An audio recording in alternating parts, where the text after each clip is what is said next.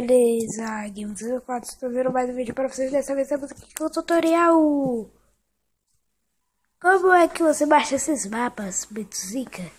Certo, você vai ter que baixar sua carteira. Você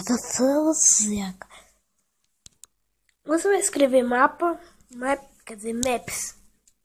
Você vai escrever maps.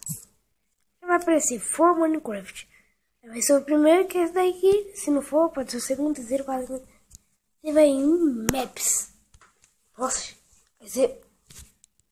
Você escolhe tipo Parco Maps. Isso daqui parte 1. É só você apertar aqui em install. Você vai sair. Você vai pôr no seu Minecraft. Minecraft.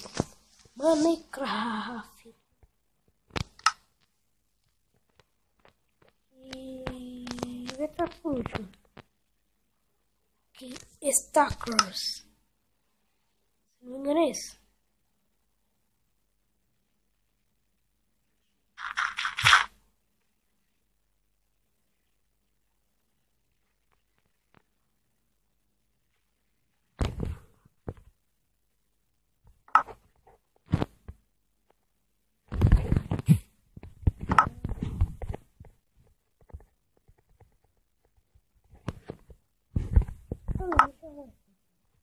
Porém, galera, é desse jeito.